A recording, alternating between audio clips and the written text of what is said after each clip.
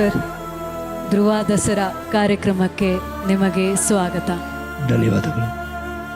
ಮೊದಲನೇದಾಗಿ ನಾನು ಧ್ರುವ ಹತ್ರ ಕ್ಷಮೆ ಕೇಳ್ತೀನಿ. ಯಾಕೆಂದರೆ ಅವರ ಪರ್ಮಿಷನ್ ಇಲ್ಲದೆ ಇವತ್ತು ಇಲ್ಲಿಗೆ ವೇದಿಕೆ ಬರಬೇಕಾಯ್ತು. ನಾನು ನೊಂದು ಹೋಗಿದ್ದೆ. ನೊಂದರೆ ನಿಮಗೆ ಗೊತ್ತಾಗ್ಬೋದಲ್ಲ ನನ್ನ ಪರಿಸ್ಥಿತಿ. ಅಂಥದ್ರಲ್ಲಿ ಸರ್, ನೀವು ಕಣ್ಣೀರು ಹಾಕಬೇಡಿ ಸರ್. ಅಂಥದ್ರಲ್ಲಿ ಧ್ರುವ ಅವರು ಯಾವ ಜನ್ಮಲ್ಲಿ ನಾನು ಪುಣ್ಯ ಮಾಡಿದ್ದೇನೆ ಗೊತ್ತಿಲ್ಲ. ಏನಕ್ಕೆ ಕಣ್ಣು ಈ ಥರ ಕಣ್ಣೀರಾಗ್ತೀರಿ? ನಾನು ಇದ್ದೀನಿ. ನಾನು ಯಾವ ಹಾಸ್ಪಿಟ್ಲ್ ನೀವು ಹೇಳಿ ನಾನು ತೋರಿಸ್ತೀನಿ. ನೀವು ಇದ್ರ ಬಗ್ಗೆ ಚಿಂತೆ ಮಾಡಬೇಡಿ ಅಂತ ದೊಡ್ಡ ಹಾಸ್ಪಿಟ್ಲ್ ಮಣಿಪಾಲ್, ಅಲ್ಲಿ ಇವತ್ತೇ ಸೇರಿದ ನಾಳೆ ಬೆಳಗ್ಗೆ ಸೇರಿ ನಾನು ನೋಡ್ಕೊಳ್ತೀನಿ ನಿಮ್ಮನ್ನು ಅಂತ ಧೈರ್ಯ ತುಂಬಿದವರು. ಅಂಥ ಸ್ಥಿತಿಯಲ್ಲಿ ಚಿಕ್ಕ ಮಕ್ಕಳು ಇದ್ದಾರೆ, ಅವನ ಭವಿಷ್ಯ ನೋಡೋದ. ಅದರ ಮಧ್ಯದಲ್ಲಿ ನಾನು ಹೇಗೆ ಉಳಿಸ್ಕೊಳ್ಳೋದು ಅಂತ ನನಗೆ ಗೊತ್ತಿಲ್ಲ. ಅಂದರೆ ಈ ಪರಿಸ್ಥಿತಿ ಆ ಥರ ಇತ್ತು ನನಗೆ.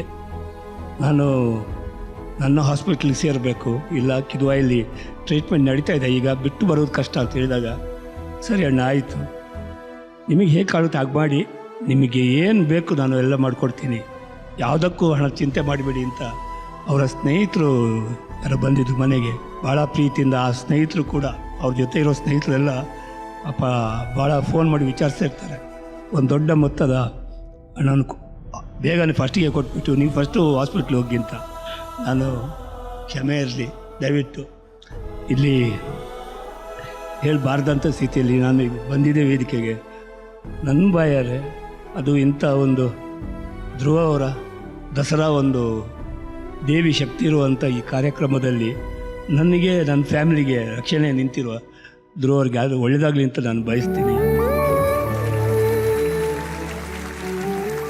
ನನ್ನ ಫ್ಯಾಮಿಲಿ ಮಾತ್ರ ಒಳ್ಳೆಯದಾಗಿರಬೇಕು ಅಂತ ಬಯಸೋದಲ್ಲ. ಅವರು ಭಾಳಷ್ಟು ಜನರಿಗೆ ಈ ಥರ ಸೋತಾಗ ಬಂದು ಕೈ ಹಿಡಿದಿದೆಯಲ್ಲ, ಅದು ದೊಡ್ಡ ಮಾತು. ಅಂಥದ್ರಲ್ಲಿ ನನಗಾಗಲಿ ಭಾಳಷ್ಟು ಜನರಿಗೆ ಮಾಡಿದ್ದಾರೆ ಈ ಥರ.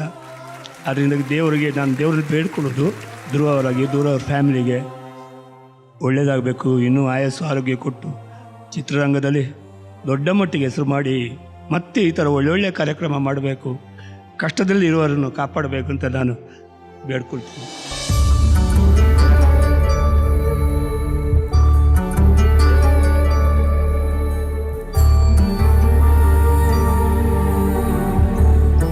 ಮನ್ಸಾರೆ ಪ್ರೀತಿಸಿ. ಯಾಕಂದರೆ ಒಂದು ಸಿನಿಮಾನೂ ಮಾಡಿಲ್ಲ.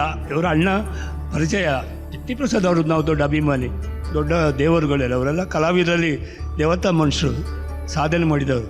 ಇವತ್ತು ಅವರ ಕುಟುಂಬದಿಂದ ಈ ಹೀರೋ ನನ್ನನ್ನು ಬಂದು ಸಪೋರ್ಟ್ ನಿಂತಿದ್ದಾರಲ್ಲ, ನನಗೆ ಅದೊಂದು ದೊಡ್ಡ, ಈಗ ನಾನು ಮುಂದೆ ಬದುಕೋಕ್ಕೆ ದೊಡ್ಡ ಒಂದು ಶಕ್ತಿನೇ ಧ್ರುವ ಅವರು.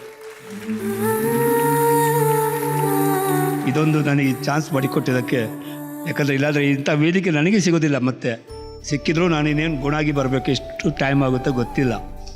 ಅಷ್ಟರೊಳಗೆ ನನಗೊಂದು ಒಳ್ಳೆಯ ವೇದಿಕೆ ಸಿಕ್ತು. ನನಗೆ ಧ್ರುವರು ನೋಡಬೇಕು ಅಂತ ಆಸೆ ಇತ್ತು. ಮೊನ್ನೆ ಮನೆಗೆ ಫೋನ್ ಮಾಡಿದಾಗ, ಅಣ್ಣ ಗುಣಾಗಿ ಬಾಣ, ನಾನು ಸಿಗ್ತೀನಿ. ಎಷ್ಟು ಒಳ್ಳೆಯ ಮನಸ್ಸು. ಏನು ಉದ್ರೇಕ ಆಗ್ತಿರ್ದಲ್ಲ, ನನಗೆ ತುಂಬ ನಡೆಯೋಕ್ಕೆ ಕಷ್ಟ ಆಗ್ತಿತ್ತು. ಆದ್ರೂ ನಾನು ಬರಬೇಕು, ಒಂದು ಸಾರಿ ನಿಮ್ಮನ್ನು ನೋಡುವ ಆ ಒಂದು. ನಾಳೆಲ್ಲ ನಾಡ್ದು ಅಡ್ಮಿಟ್ ಆಗ್ತೀನಿ, ನಾಳೆ ಅಡ್ಮಿಟ್ ಆಗಿ ಟ್ರೀಟ್ಮೆಂಟ್ ಸ್ಟಾರ್ಟ್ ಆಗುತ್ತೆ.